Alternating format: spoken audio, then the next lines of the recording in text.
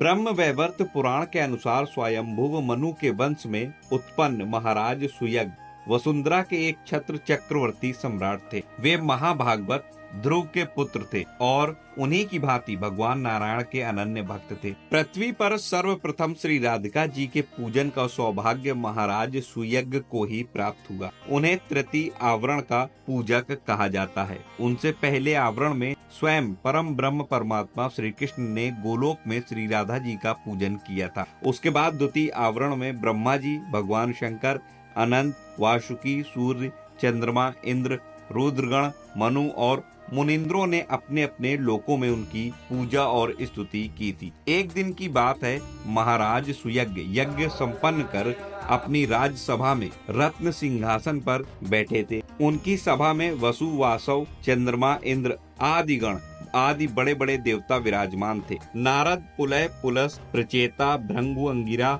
मरीच, कश्यप, सनक, सनातन, सनंदन, सनत कुमार, नर नारायण आदि ऋषिगण, पितर और दिक्पाल भी वहां उपस्थित थे। उसी समय सुतपा नाम वाले एक ब्राह्मण श्रेष्ठ वहां पर पधारे। वे विश्व रूप त्रिशिरा के पौत्र थे। भगवान शंकर उनके गुरु थे तथा परम ब्रह्म परमात्मा श्री कृष्ण उनके इष्ट देव थे। वे ब्राह्मण देवता रूखे शरीर वाले और मलिन वस्त्र पहने हुए थे। उनके कंठ, ओंठ और तालु सूखे थे, लेकिन वे ब्रह्म तेज से संपन्न थे, परंतु अपने आप को छिपाए हुए से रहते थे। उन्हें देखकर राजा के सभासद मुस्कुराने लगे। राजा ने भी सिंहासन पर बैठे बैठे ही उन्हें प्रणाम किया। अपने स्थान से वे उठे तक नहीं। सभासदों और राजा के द्वारा अपनी अवहेलना होते देखकर वे ब्राह्मण श्रेष्ठ सुतपा क्रोध पूर्वक राजा को शाप देते हुए बोले, ओ राजन, तू इस राज्य से दूर चला जा, श्रीहीन हो जा तथा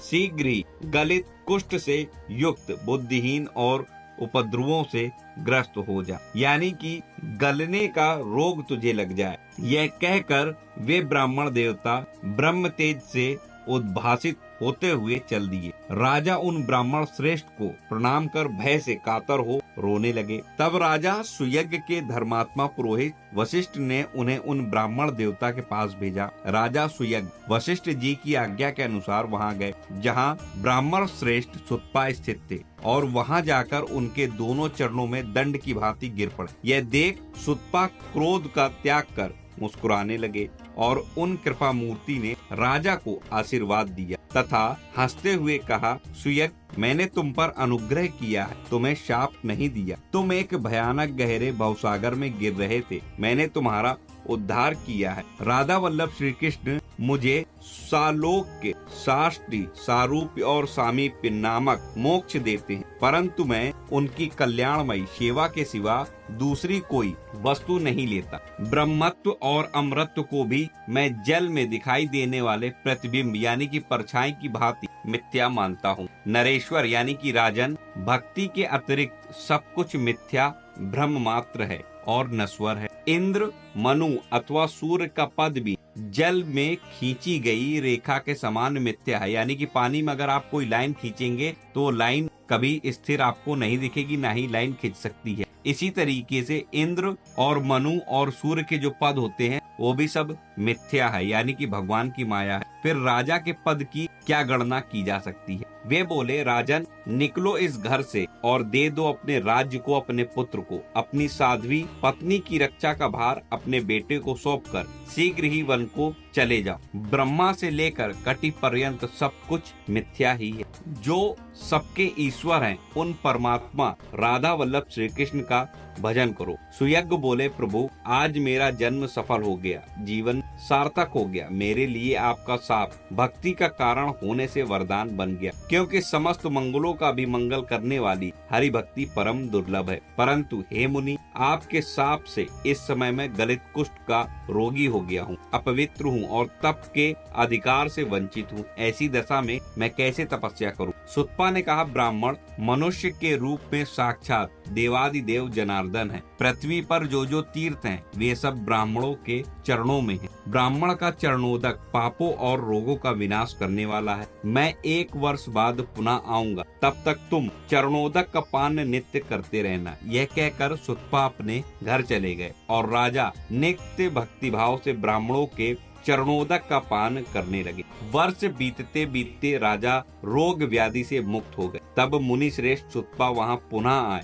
राजा ने पूरे आदर के साथ उनका सत्कार कर पूछा, हे मुनि, मैं किसका भजन करूं? किसकी आराधना से मैं शीघ्र गोलोक की प्राप्ति कर लूंगा? ब्राह्मण शिरोमणि ने राजा से कहा, महाराज, श्री कृष्ण की सेवा से उनके लोक को तुम बहुत जन्मों में प्राप्त करोगे। अतः उनके प्राणों की अधिष्ठात्री देवी परमात्मा स्वरूपा श्री राधा का भजन करो। वे कृपामयी हैं। उनके प्रसाद से साधक शीघ्र ही उनके धाम को प्राप्त कर लेता है। ऐसा कहकर मुनि ने उन्हें श्री राधा जी के षडक्षर मंत्र ओम राधाय स्वाहा का उपदेश दिया। साथ ही रास मंडल में रासेश्वर यानी कि श्री कृष्ण के साथ विराजित रासेश्वरी श्री राधिका का सामवेदोक्त ध्यान, स्तोत्र और कवच भी उन्हें बताया। राजा ने राज्यपुत्र को देकर घर का त्याग कर दिया तथा पुष्कर में जाकर 100 दिव्य वर्षों तक दुष्कर तपस्या की। तब उन्हें आकाश में रथ पर बैठी हुई परमेश्वरी श्री राधिका के दर्शन हुए। उनके दर्शन मात्र से राजा के सारे ताप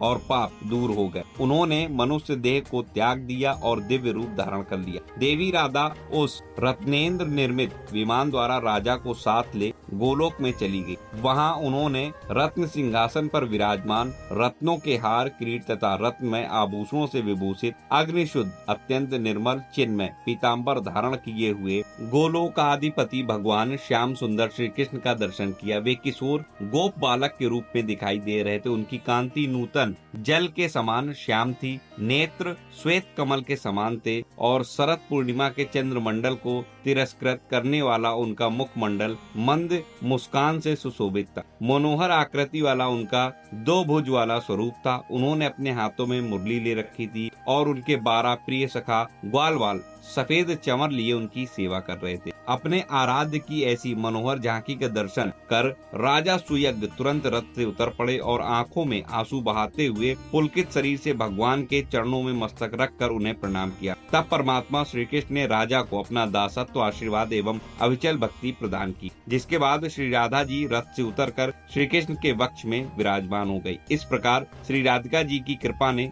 राजा सुयज्ञ को श्री कृष्ण की प्राप्ति करा दी। तो आशा करता हूँ आप समझ पाए होंगे कि आखिर किसने पृथ्वी पर सर्वप्रथम श्री राधिका जी की पूजा की थी और आपको कैसे गोलोक धाम की प्राप्ति शीघ्र हो सकती है। उसका मात्र और मात्र एकमात्र जो मार्ग है वो है हमारी अधिष्ठात्री देवी श्री राधा रानी। उनकी आराधना करने से भक्त को जल्द ही गोलोक धाम की प्राप्ति हो जाती है। अगर जानकारी आपको अच्छी लगी हो, वीडियो को लाइक करिए, चैनल पर नए सब्सक्राइब कर लीजिए, कमेंट में जय श्री राधे जरूर लिखिए। इस वीडियो को ज्यादा से ज्यादा शेयर करिए। मिलता हूं अगले वीडियो में नई जानकारी के साथ। तब तक राधा वल्लभ श्री हरिवंश।